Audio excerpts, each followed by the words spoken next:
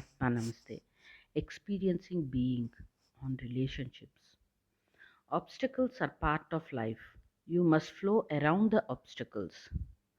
అడ్డంకులు ఆటంకాలు అనేవి జీవితంలో ఒక భాగం. వాటిని తప్పించుకుంటూ ముందుకి సాగిపోవడమే మన లక్ష్యంగా ఉండాలి. ఎటువంటి అడ్డంకి వచ్చినా భయపడిపోయి బెంబేలెత్తిపోయి అక్కడే ఆగిపోకుండా ఇంకొక దారి చూసుకుని ముందుకు వెళ్ళాలి. Problems in life make you stronger and more compassionate. జీవితంలో వచ్చే సమస్యలు మనల్ని ఇంకా దృఢంగా కరుణతో నింపుతాయి.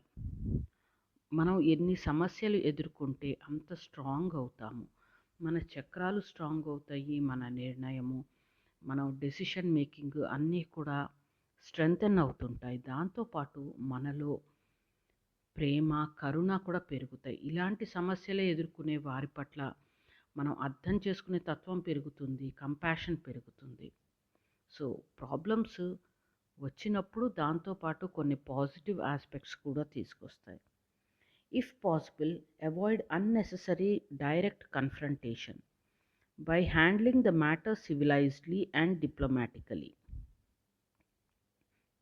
అవసరమైతే అనవసరంగా గొడవల్లోకి దిగద్దు. అంటే కొట్టుకోవడాలు, అలా తీవ్ర ఘర్షణకి వెళ్ళొద్దు. వీలైనంత వరకు మర్యాదపూర్వకంగా ఒక సమస్యని పరిష్కరించుకోవడానికే ప్రయత్నించాలి.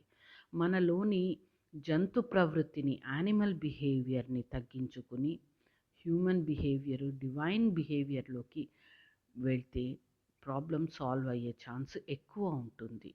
ఎందుకంటే మనం నెగిటివ్ ఎనర్జీ పంపించినప్పుడు మళ్ళీ తిరిగి రిఫ్లెక్ట్ అయ్యి అట్నుంచి నెగిటివ్ ఎనర్జీ వస్తుంది. మనము సివిలైజ్డ్గా, మర్యాదగా ప్రవర్తించినప్పుడు, మాట్లాడినప్పుడు అట్నుంచి కూడా అదే టైప్ ఆఫ్ ఎనర్జీస్ వచ్చే ఛాన్స్ ఎక్కువ ఉంటుంది. Be realistic. Everybody makes mistakes. Forgive and forget and continue living. By giving a person love you make them grow. వాస్తవికంగా ఆలోచించండి. ప్రతి వాళ్ళు తప్పులు చేస్తారు. క్షమించండి, మర్చిపోండి, మీ జీవితాన్ని ముందుకు సాగించండి. ఒక వ్యక్తికి ప్రేమ ఇవ్వడంతో వారు ఎదగడానికి సహాయపడతారు.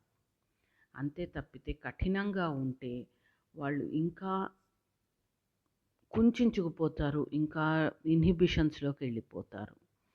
మనం సాధారణంగా ఏమనుకుంటాం అంటే తప్పులు చేసిన వాళ్ళని కోప్పడాలి, శిక్షించాలి అనుకుంటాం. అయితే మాస్టర్ గారు చెప్పేది ఏంటంటే వాస్తవికంగా ఉండాలి. మనం కూడా తప్పులు చేస్తాం. పొరపాట్లు అనేవి మానవ సహజం. మనం కూడా పొరపాటు చేస్తాం. మనం పొరపాటు చేసినప్పుడు మనం ఏం ఎక్స్పెక్ట్ చేస్తాము? అవతలి వాళ్ళు మనల్ని ఫర్గివ్ చేయాలి, మళ్ళీ నార్మల్గా ఉండాలి అని అనుకుంటాం. లవింగ్ కైండ్నెస్తో బిహేవ్ చేయాలి అని అనుకుంటాం. సో సేమ్ థింగ్ మనం కూడా వేరే వాళ్ళ పట్ల అలాగే ఉండాలి. Verbally repeating the mistake of a person is nagging. అవతలి వాళ్ళ పొరపాట్లని మాటలతో పదే పదే చెప్పడము అంటే సాధించడమే. అది మంచి అలవాటు కాదు. Nagging does not work. Why waste your time? Imagine the person behaving properly, behaving in the right way. What you think and what you say tend to manifest. Practise harmlessness in thoughts, words and actions. ఊరికే సాధిస్తే ఏమీ ఉపయోగం లేదు. అనవసరంగా time waste అవుతుంది తప్పితే. అందుకని మనం చేయగలిగింది ఏంటి? ఆ వ్యక్తి సరిగ్గా బిహేవ్ చేస్తున్నారు అని విజువలైజ్ చేసుకోవాలి, ఇమాజిన్ చేసుకోవాలి.